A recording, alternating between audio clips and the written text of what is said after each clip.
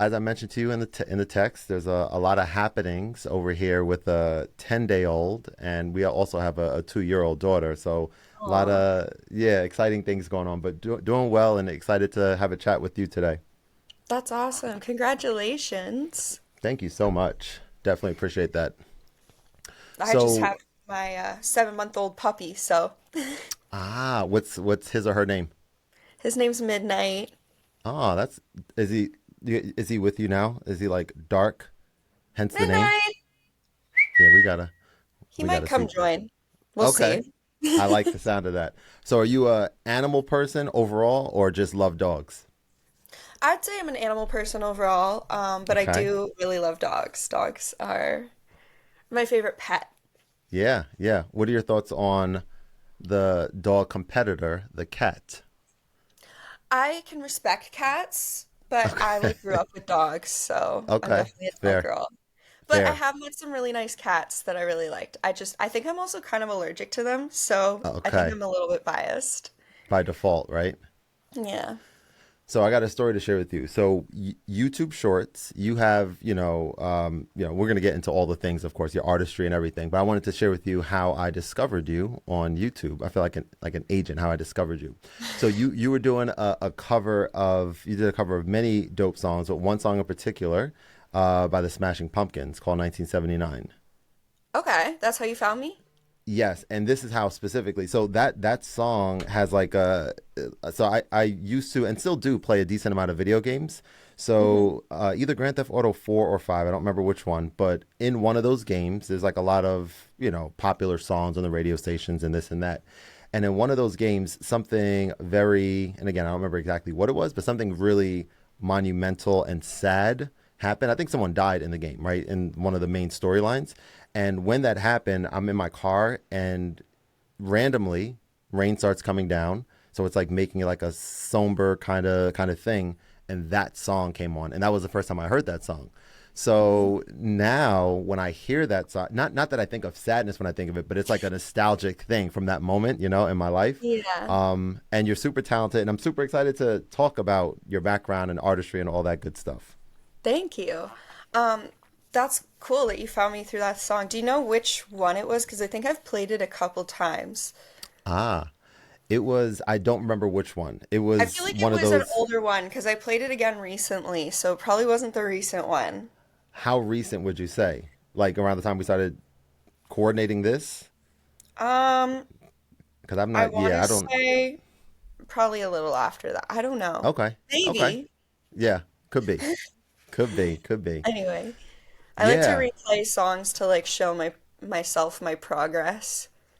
Oh, I'll that's that'll really cool. explain more once I get into like why I started and all of that. But yeah. Please. Yeah. All right. So this is a question I ask a lot of my guests. And we Hmm. start off with, I think it's a fun question for me to and my audience to get a chance to know a little bit about you. So, what was little Mel like? What were you like growing up? I've been told that I was very dramatic, a drama queen. My mom always Hmm. said that I would be an actor because I was just very dramatic.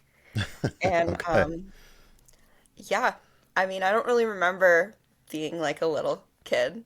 I mean, Hmm. like I Hmm. do and I don't. Like I have memories, but like, Hmm. yeah. But I've been told that I was very dramatic.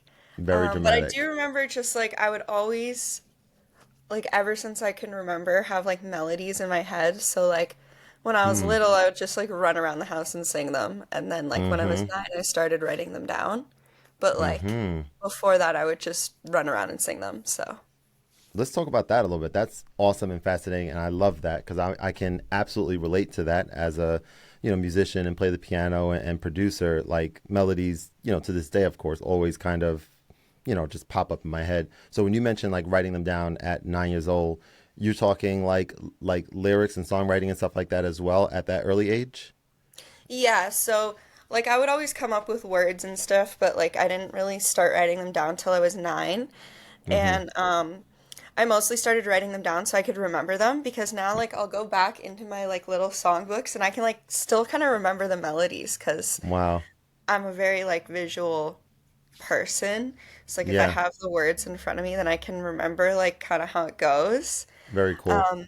obviously I don't remember every single song from that age, but like Mm-hmm. I can remember my favorites. Mm-hmm. So, Nah, yeah. that's really cool. So what I'm hearing here as a musical person too, it's like you would write down lyrics or words to a song that you at the time had a melody associated with, and then after the fact you're able to kind of read those words, and for certain songs you're able to like connect those words to the melody that you kind of started with when you wrote them.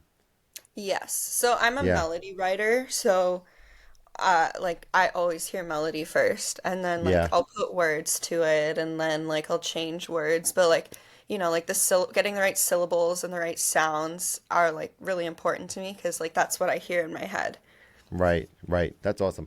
All right, let's talk a little bit about your artistry. So I was looking at your link in bio to kind of see some of the other things that you're into. So I want to talk about Twitch a little bit.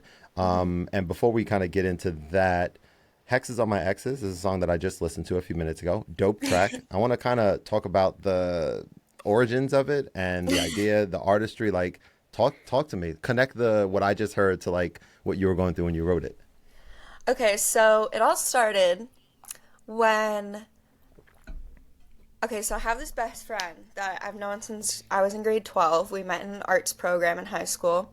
Mm-hmm. And I didn't really know that she was kind of into like hexing or anything Mm-hmm. until I was in college and I dated this guy. Well, dated this guy. We were dating for like 2 months or something. And Mm-hmm. then I ended it because I didn't like him really anymore. Mm-hmm. And uh he went and ended up getting with a couple of my friends. So Oh. I was pretty That's a no mad no. about that. For those of you who aren't aware, that's something you don't do. Yeah, no. I'm Yes. not Okay. friends with those friends anymore.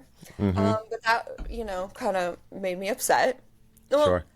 I mean, I kind of thought it was funny at the time, and I still kind of do. I don't know. Anyway, she Mm-hmm. was more mad than I was, Okay. basically. Okay. And she ended up well, okay.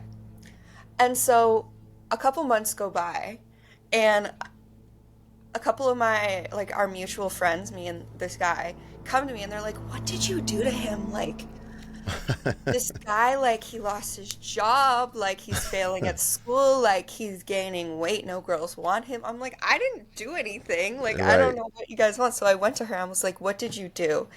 Because she was really mad, right? Mm-hmm. And she was just like, "Oh, I put a hex on him." Like I it's was like, nothing. "Oh, perfect." Right. Um, So that's kind of, and I always thought that line was funny, like hexes on my exes. It But rhymes. like, I'm not the one that hexes people, so obviously it's about my best Your friend. friend. Yep. I'm just gonna close my room door just because I had it open for the dogs, but Sure. somebody just came home. So one Gotcha. Sure. second. So Sure sorry thing. about that. No.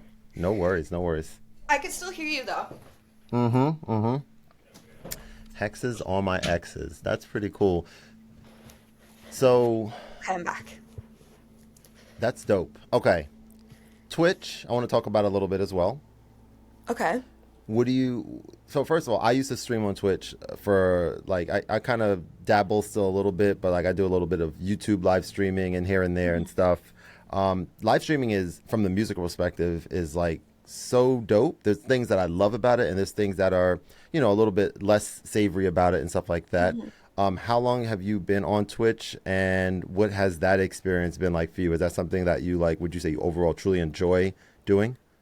Yeah, so I've been on Twitch on and off for about a year. And when I say on and off, I mean like I'll stream for like a month and then I Mm-hmm. won't stream for like a month and then Gotcha. stuff like that. So I usually stream me writing, but I Okay. find it's hard to really get out my full ideas while I'm streaming because like just like I'm in my head about people watching me and like having Of to like course. be perfect all the time Of course. versus Yeah. when I'm just like writing by myself. So that's why I go through phases of streaming because sometimes like I'll get a song and I'm like, oh, I really like this. I might as well like record it or like create a demo like on stream. And then other times Right. I'm like just creating from scratch and like, yeah. So Yeah. I should probably be doing it more, but it's all about like getting in my head about it.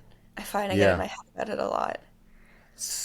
super interesting thought about that. I'm right there with you. Like, let's say, like you and I and many others are blessed that we're able to do something that we like. We have a creative outlet, something that we love to do, and sometimes that creative outlet, because we're compelled to make content with it or to live stream it to be able to share it with others and stuff. Sometimes, like what I'm realizing is that it's important to be definitive about certain musical or lyric writing sessions, or in my case certain times either practicing the piano or just coming up with musical ideas, to like be definitive in terms of like having it just be you and the instrument. So to that point, one of the like literally earlier today I was going for a walk, and I've been thinking about that a little bit, right? I have like one well, I can kind of show you here real quick. I have like this main setup that I'm working on here, right? Like my Yamaha Montage M8X weighted keyboard. I just put that camera up top so I can get top down like tutorial videos going. I have like a Hmm. microphone, like a really nice mic over there. That this mic was in the closet for years because I was like, I didn't need two, but now I have this for conversing on this, and that one is like set up over there. So I'm like fine tuning it slowly but surely. But upstairs, I have a Nord Piano 5 upstairs in like the living room. So like my daughter sometimes likes playing it and stuff. I have speakers connected to that once, like in a nice way, so I can kind of just play and be in the moment. But the point I'm trying to make is I also have a up there. I have like a little mini discrete tripod for when inspiration strikes and I want to capture content, or if I want to live stream up there. But what I was kind of realizing recently is like, okay, I have this whole setup dedicated for like super high quality, every angle that I could possibly need live streaming. Why not upstairs be specifically about just playing and not even having anything there to aid me in capturing some of those moments? Like, let it just be me and the instrument. So I can 1000% relate to you. Like when I would be practicing upstairs and being like, hey, I'm gonna do a live stream, and I might put in the title that I'm not that it's like just me practicing, I'm not actually interacting or talking or anything. For some people that's enjoyable, they can see me practice and what that's like. But for me, like, is that practice session as effective as it would be if it was just me focusing? The answer is definitely not. So it's a learning process. Hmm. Yeah, and I find like it's hard for me to like create and then also interact with the fans because like when I create, like I get in the zone Yeah, and like nobody talk to me kind of yeah, thing. yeah, yeah, But totally. then like I want to like interact with people who are in the comments and stuff so that they feel like they, are being heard. Absolutely. Um, so that's I don't know. That's why I kind of prefer streaming on YouTube better because I usually when I stream on YouTube, it's usually just me requesting covers or taking cover requests. Oh, yeah, And yeah, then okay. I like if I know it, then I play it and then it like that gives like the audience a way to engage and like Yeah, interact and like I can like talk to them and answer their questions and so yeah, that's kind of why I prefer YouTube. Um, I mean, I could interesting. do the same thing on Twitch, but I have a bigger following on YouTube, so I feel like I should maintain that and interact with Yeah, those people, um, and you know, see where that goes instead of just creating on Twitch and not totally. YouTube. I don't know. Totally. It can be, and as I'm listening to you, I'm just like, yeah, it is sometimes overwhelming with the amount of platforms that there are. Granted, there are ways to, if you're posting a short form piece of content, maybe you even use some of them if you have a presence on multiple platforms. But it does feel somewhat overwhelming at times for me. Like it's like, okay, do I just plant my flag here? Like for me, my main platform is YouTube as well, and then secondary for sure is Instagram. Like Instagram for updates, story posts, etc., casual things, but also like a digital resume, right? Someone is finding out about me for the first time, they can go to my page and hopefully get an idea what I'm about and what I do. Um, but I was going to ask you this about YouTube live streaming. So when you stream on YouTube, I guess first question is, do you stream like standard horizontal or do you stream vertical? I used to stream horizontal, but I actually took like about 6 months off of streaming on YouTube, Mm-hmm. um, like in a normal sense of like the way that I used to stream. Yeah. Um, just because I was going through a lot in my life and like I kind of like retreated from a lot of things. But now Yeah. like I did my first stream back and YouTube actually was like, we recommend you go vertical. So I did that and it actually worked pretty well. Like I had a steady like Sweet. good amount of people watching the whole time. And I feel like that's because it got pushed to more people because I was doing it vertical. And that's 100%. what YouTube recommended. So, Yeah, that's exactly it. It's like I was going to share with you, and for anyone else actually who's not aware of it, that exact thing, right? YouTube is now pushing or putting vertical live streams in the shorts feed, which means that it's just going to have a much higher chance to be visible for a lot more people. So that's why, hmm like, when I was showing you the setup over here, right? So, like, for me, there are, and so having vertical live streams in a certain quality allow you to be able to easier or easily clip those for shareable content as well. So like I have set up a vertical camera for like, me with the keyboard and like the corner set up over there with like the nice vibe kind of thing going on. So I have that for when I want to do vertical live streams. And then what I'm kind of thinking, because I literally just put that other camera up there recently for like tutorial based stuff, because I'm an educator by trade, I guess. I have a tutoring company and piano lessons and stuff. So for things that it makes sense to be able to see the keys and everything like that, that would be for sure horizontal using that top one.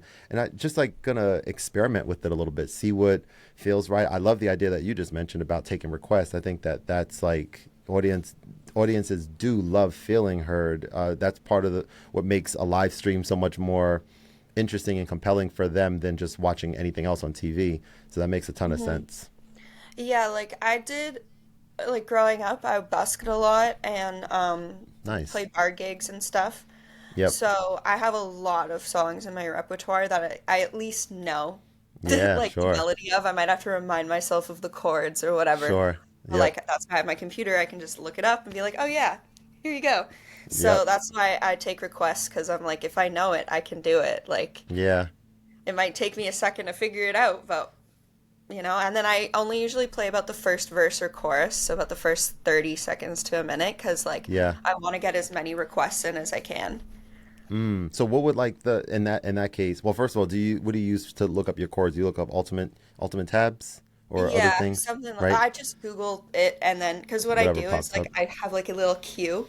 So what I do is I Mm. open multiple tabs and I just Google it and then I'll go into like the first one and just be like, okay, yeah, and then Ah, there you go. That's smart. Very cool. Very cool. And Mhm. what would like the name of one of these live streams be? Something like taking requests or something along those lines? Yeah, I think the one that I did yesterday was called Sing Songs with Melly. Yeah. Oh, I'm And sorry. I then I'll said put Mel in like earlier. Melly that's is the okay. name. Okay, cool. Um, and then I put in like the description like that I'm taking requests. And then I usually do like Ah, a premiere so people will click like remind me. right. Smart. All right, you got it all. You got it all figured out. I love that. Thank you. Yeah. No, that's cool. So, how did you learn how to play? Self-taught, took lessons, a little bit of both. Yeah, so my mom was always really musical. Like she was a high school music teacher, so when I was about 6, she like started teaching me a little bit of piano Mm-hmm. and like put me in piano lessons, but I didn't really like it because it was all classical music and like I grew up listening to like rock and country music, so I was like, what is this? And Right. and nothing against classical music. I was just like I 6 years love old. classical music, but I was I just feel you 6 years though. old and Of like course, of course. like not interested at the time. Thousand I percent. didn't know that you could play the piano in different ways, and I just Different thought it was genres. just classical music. Anyway, Yep. which I understand now is probably what you need to learn when you're first learning. I don't know. Anyway, so Mm. then when I was 9 and I started writing down my songs, I did that for like a couple years, and then I was like, okay, like I need something to go along with this because I Mm-hmm. hear a bunch of stuff, but I don't know what to do. Mm-hmm. So my mom had a classical guitar, which I taught myself how to play like a regular guitar. And Ah. I would like make up chords and stuff because I didn't really have like a like a way to look up chords or anything. I didn't Okay. really know what chords were. So Yeah. I would make them up. And I would in my little songwriting book, I have like it's like you know how tabs are kind of read like sideways for guitar and they're like this? Mm-hmm. I would Mm-hmm. write them like this and put Oh, the wow. names of the strings and like little dots of where to put my fingers. And I Your was own like, notation. so I kind of like was doing the right thing. It was just like my way. And Right, right, so right. that was with acoustic guitar. And eventually I did get my own acoustic guitar. And then, you know, started Googling how to like actually learn how to play real chords and stuff like Yeah. that. Um, and then when about 3 years ago, I went through this breakup because like before then I was just playing like basic chords and like I couldn't really bar chord too well or anything and like Mm. using my capo and everything. So about 3 years ago, I went through this breakup and I was like, I'm gonna learn electric guitar because I'm not just gonna sit here and be sad. Uh-huh. So I went to the store and I bought an electric guitar kind of spontaneously, and then I was like, okay, well, how am I gonna keep myself accountable? Because like or else this is just going to be something that I just don't do. Like, I don't Mm-hmm. need to play electric guitar. Like, I have my acoustic. I already know I'm doing gigs. So I was like, I'm going to post on TikTok. So I Mm. did, and then it blew up. And so that's why, like, Hmm. it's kind of crazy because, like, I never really posted for other people. Like, I've always just posted for myself. Like, the way that I post online is to show my progress to myself. Mm. Like I'll look back at my older videos when I was first learning and be like, wow, there is a difference here. Wow. And Interesting. Okay. so it's kind of cool though because like the way like it blew up, like that definitely kept me accountable and I definitely Mm. know how to play guitar a lot better now. So Sure. it Wow. yeah. That's really really cool. Let's talk about the acoustic guitar. So, as a piano player and someone who's into keyboards and piano and things like that, I believe that the acoustic guitar is the coolest instrument in the world, even more than the piano. Personally, I don't play it yet, but there's a specific reason for it. Like for me, as someone who I enjoy singing, I think I'm a decent to good singer, even though I don't use my voice on like songs that I produce and stuff yet, but definitely plan to do that soon. There's something about the whole idea of taking medium weight guitar to the park or to the woods in my head, just going somewhere and just playing and singing for nature. That's very challenging to do. Even though I have like a 15 pound, like super lightweight 61 key Casio right over there, that's battery operated and all the things. And I have done that before because I am excited about the idea of being outdoors and playing and stuff. It's still a lot, right? You got to bring a stool and all these things. So one of my goals soon-ish, I would say even this year at some point, is to, and I have a acoustic guitar right in there. My 2-year-old daughter sees it and she wants to play it sometime, flick the strings, and I don't know if that's the term, flick the strings, whatever. But she wants to kind of make it make sounds and stuff. And I really want to learn eventually. So what will be the first, as a piano player and someone who used to take piano lessons when you were super young? What's the first thing that I should do to learn classical, or not classical, to learn acoustic guitar? I think having the knowledge in piano definitely helps like because then you kind of know like what notes and stuff you're playing and what the Yeah. chords and all that mean because like when I started I did have that background in piano so I kind of like I also am very much an ear person like Mm-hmm. when the tabs aren't working Mm-hmm. I do it by ear myself so Yeah. like um it's definitely good like to have that like that ear of and to know what you're playing. But also, I would say YouTube is your best friend.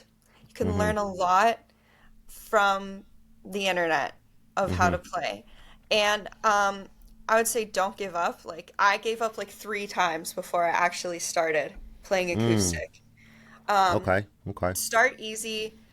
Don't push yourself. If it's not enjoyable, you're not going to want to do it. So you have to make it fun for yourself. If let's say after 10 minutes you're like, okay, I'm bored. That's okay. Do 10 minutes tomorrow and then 10 Mm-hmm. minutes the next day and then maybe 15 the day after. And as it gets easier, you'll play longer and like Mm-hmm. don't push yourself because like too far. Obviously push yourself, but like Mm. not too far because you Overdo want it. it to be an enjoyable experience. Mm-hmm. That makes so much sense. And as you're answering that question, I'm thinking to myself, like, sure, there are probably very many adults out there who have the same question that I just had, but for piano. And I am a piano player and teacher. So like framing that question around like for the same way that I would, the same things that I would say to present those first steps for someone who's interested in learning that is probably very very similar to the guitar like you just mentioned. So that Mhm. is super cool. Have you ever heard of this song called "You Get What You Give" by the New Radicals? I'm really bad with names. So like I'm Okay. sure if I heard it, if I have heard it, then I probably would recognize it, but just by the name, then no. So then you want me to sing it? Okay, fine, I'll do it. It's like Okay. something like, Yes. it's like, don't give up, you got a reason to live. Oh yeah. Age Yep.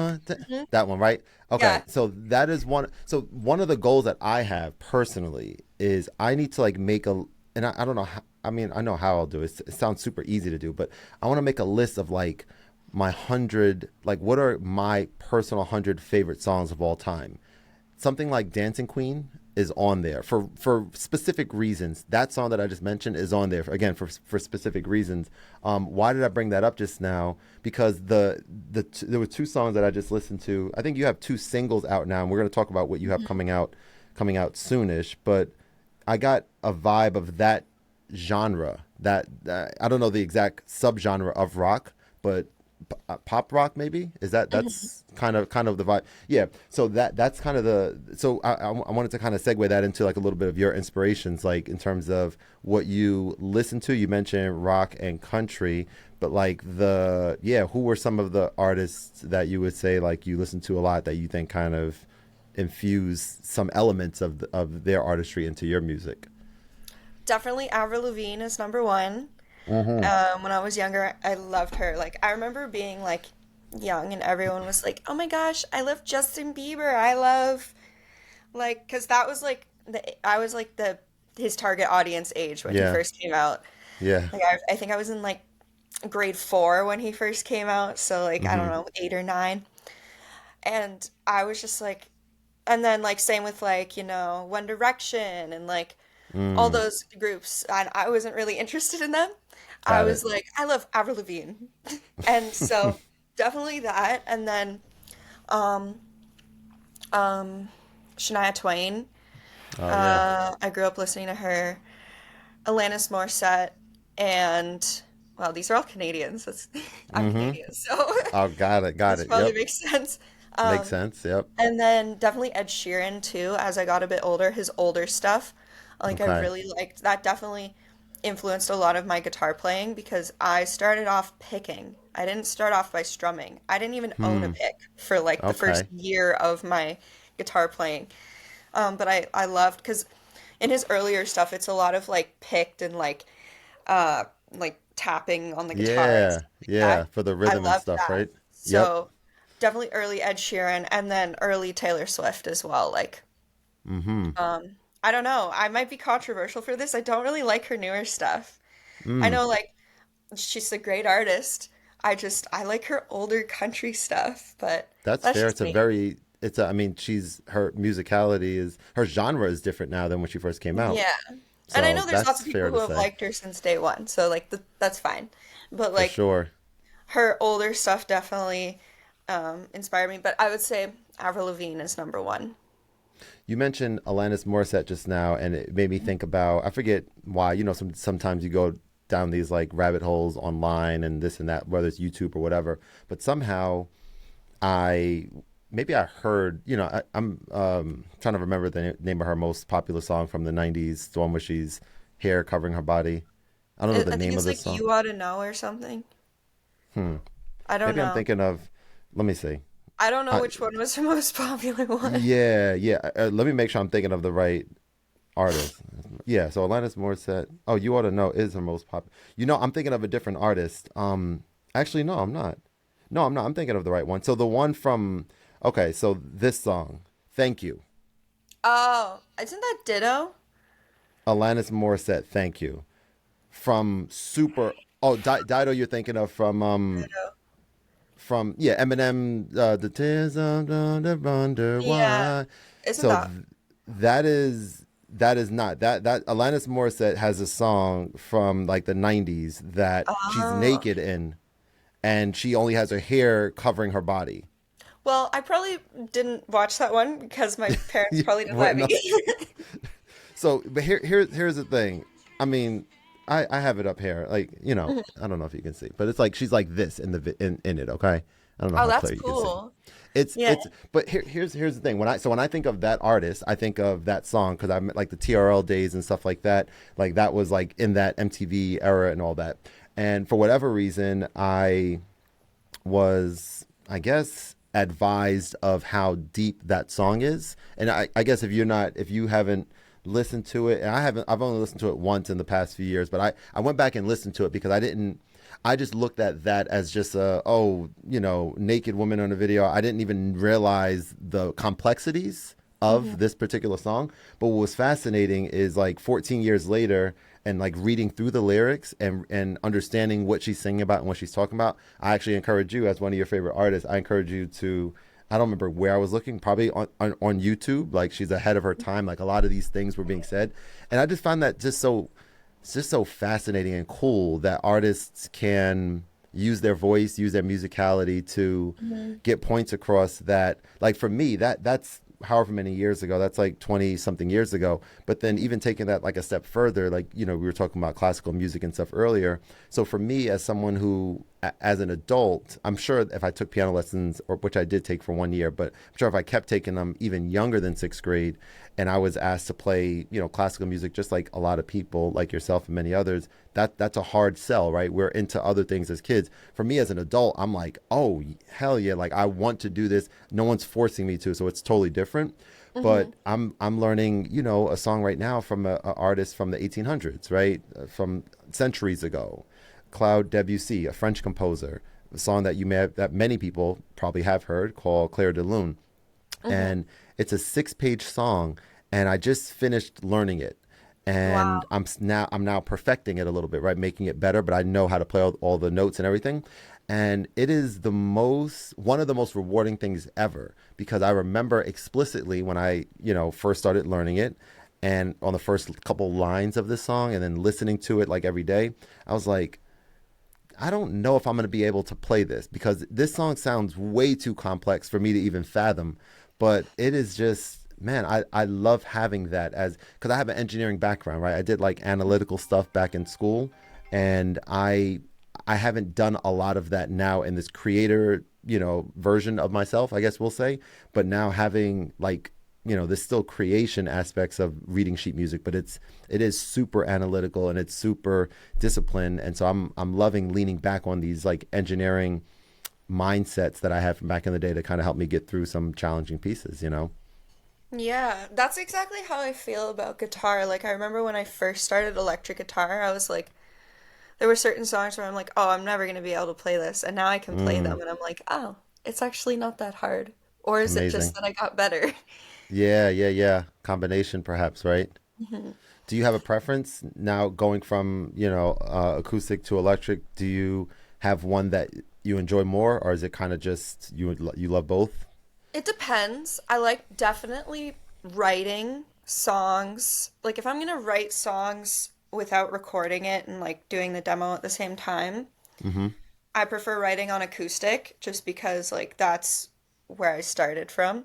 Yeah. But I really like if I'm like at my like little corner studio desk thing, Mm-hmm. then I prefer the electric, writing on the electric just because that's like the sound that I ultimately hear in my head is a lot of electric, Hmm. as you can Okay. hear from the songs that I have Sure. out. Yeah. Um, and then, like, because I hear a lot of guitar riffs and stuff, which I actually came up with the Hexes on My X's guitar riff like a year after I had learned the guitar, the electric guitar. Mm-hmm.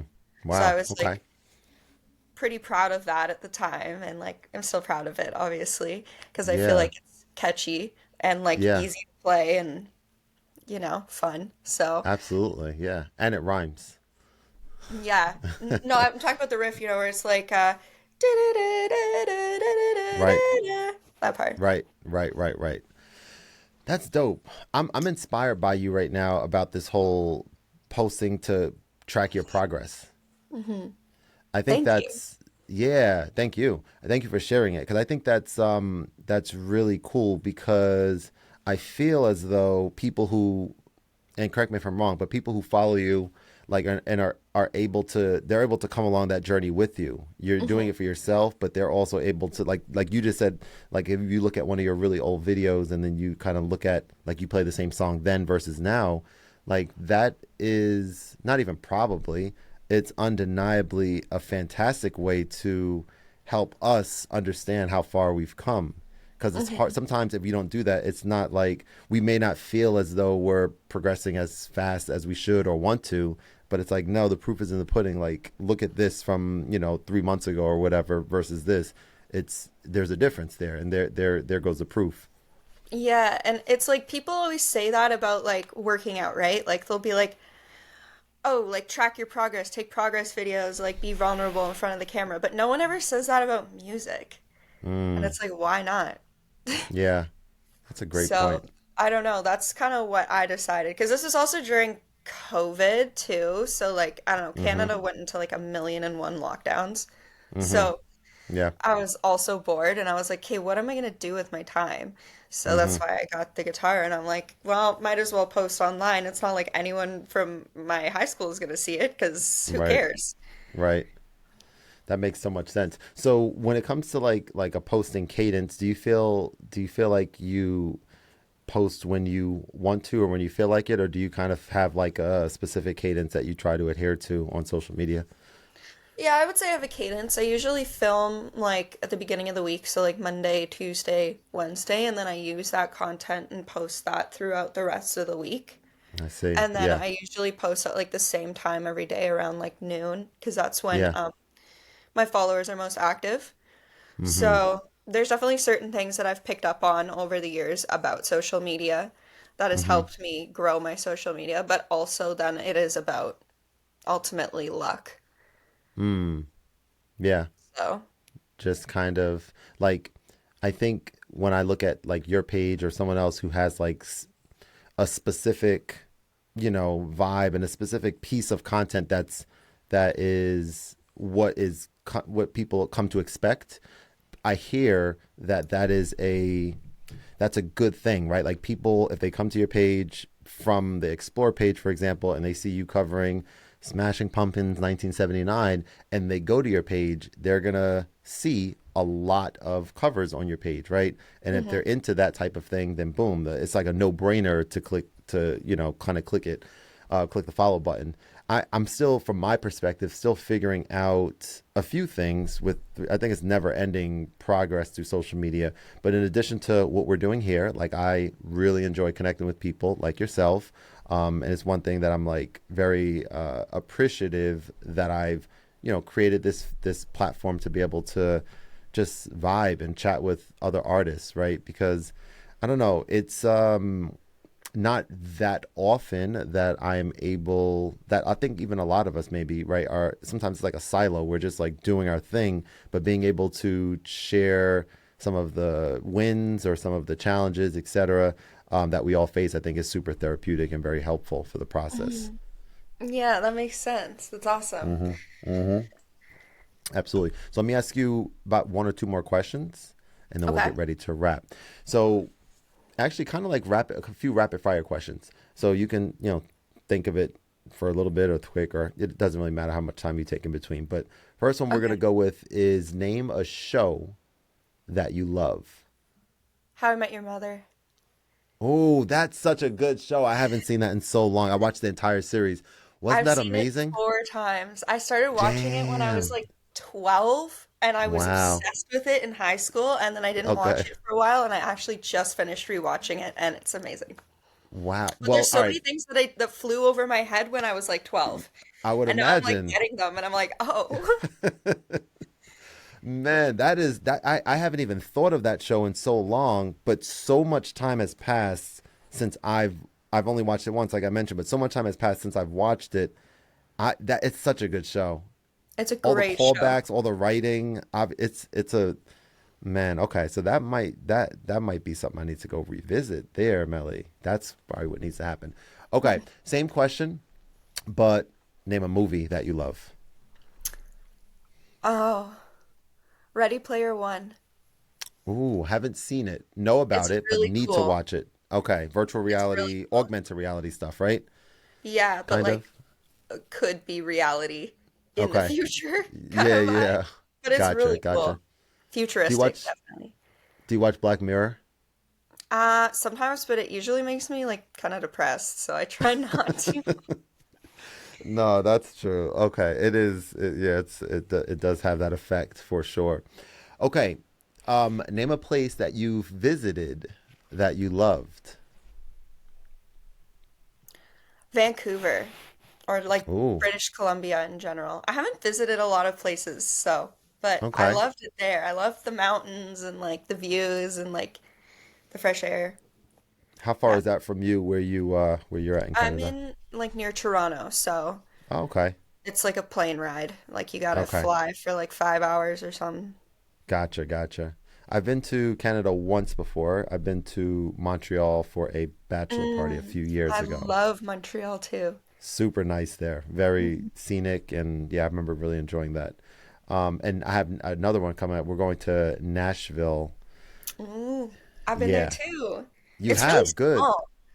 It okay, meaning what? Just a town like the main I Yeah, never it's a realized the lot context of the small. I mean, I don't size. know, maybe it's bigger now, but like Okay. when I went, it was a lot smaller than I thought it was gonna be. I was picturing like, because I'd been to LA before that, I was picturing the same kind of Oh, vibe, and it's gotcha. small, Gotcha. Okay. There's like but it's still really one. cool. Yeah, yeah, yeah. This will be my third time going. I'm very, very, very excited. Um, okay. So here's another question for you. And yeah, I'll ask it this way. If you have if you had a chance to have a brunch with anyone, let's just say anyone, any living person. Let's keep it that way because I think spanning history of time a little complex. But you have a chance to have a brunch with any living person, sit across from them. Who might that be?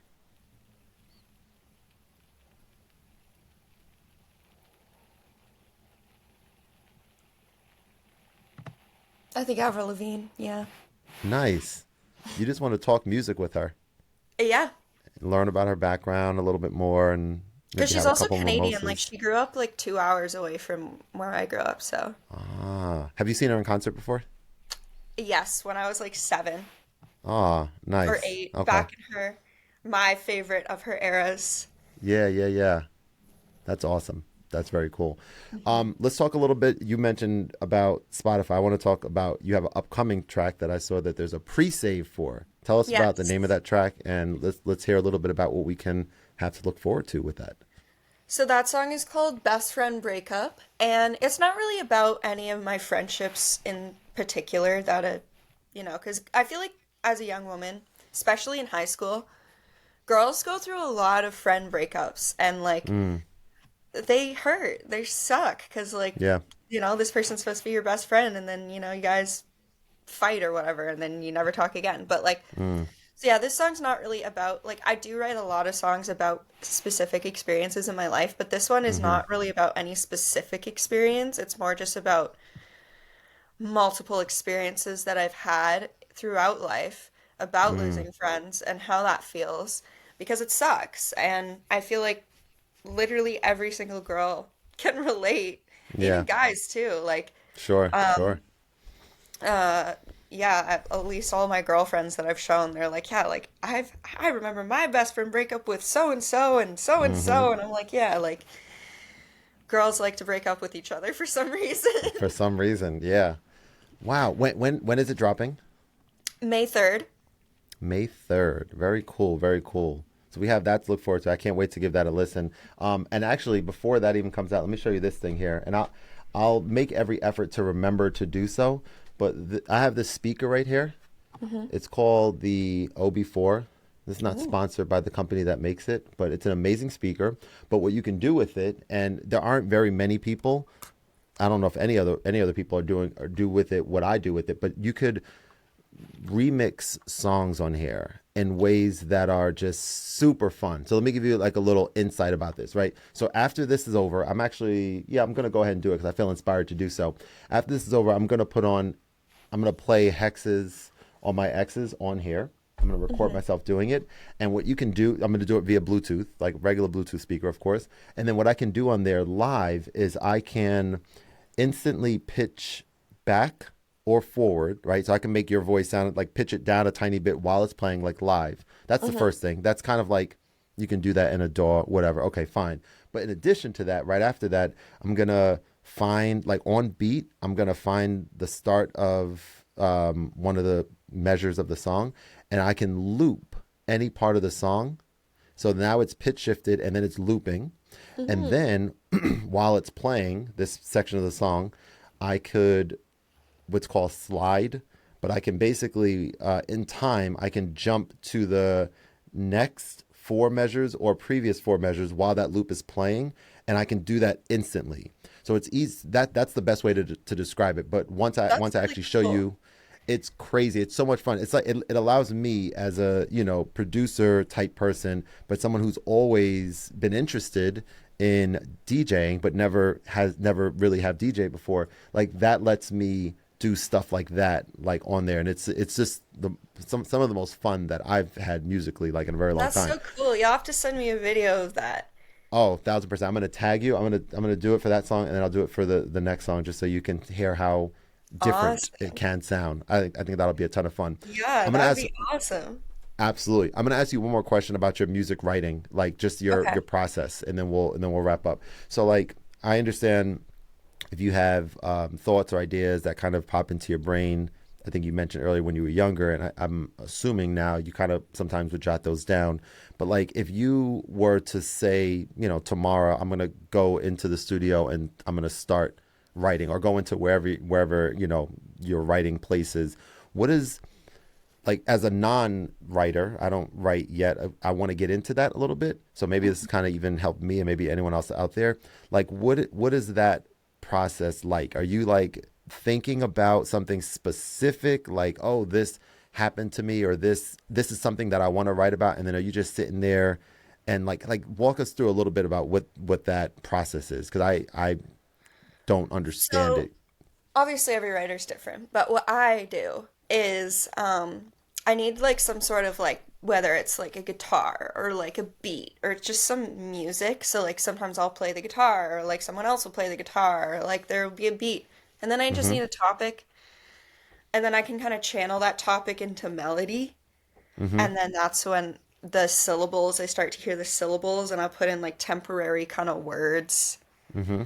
that are like those syllables, and then sometimes we keep the words, sometimes we get different words, Change. Okay. because for me it's all about the cadence and the I forget what it's called, but it's like like let's say like an a sounding at the end, like you have a word that's like like the melody could be like that's a really bad example, but you know what I mean, like the N word would have to have like the a sounding. Mm-hmm. Mm-hmm. So then you'd have to find a word that ends in like an A Mm-hmm. sound, like how are you doing today would be like Mm-hmm. the thing, but obviously that's not a great lyric, so then we would Mm-hmm. change it to something that's cool, Mm-hmm. um, with the same type of A sounding at the end, because that's what you know, yeah. Got you. Sorry, that was a Yeah. lot at once. No, no, no. I'm processing, and I've mentioned this. I mentioned this to a few other people. Like, as someone who, when I'm listening to something I've created, and I'm like, oh man, I would love to hear someone flowing, singing, or rapping, or doing something over what I just created. I'm like, well, no one's here. It's just me. Let me go ahead and do that. So I'll do that, and I understand pretty fully like what would sound nice over what I just created. But what I don't understand or don't have in that moment is like the words, the actual words to say, right? The to make Mhm. them rhyme like instantly. Like I don't have that ability at all. I don't have that, right.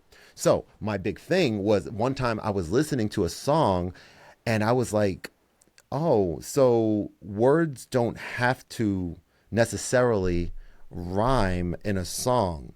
There can be a scenario, as I've learned, there could be a scenario where like you have the beat going, and this like there was a song I listened to. This person was like telling a story, and his I guess cohesion with what he was saying is that he was singing, and he was like, yeah, basically I guess substituting rhyming for harmonizing, meaning he was singing it so good and everything sounded so right together that the words didn't need to rhyme and it still sounded good. So that told me something where it's like, okay, well, that is a I guess another avenue to kind of explore. I haven't really explored it that much yet, but I do have that like always in the back of my head when I start doing the writing stuff, you know? Hmm.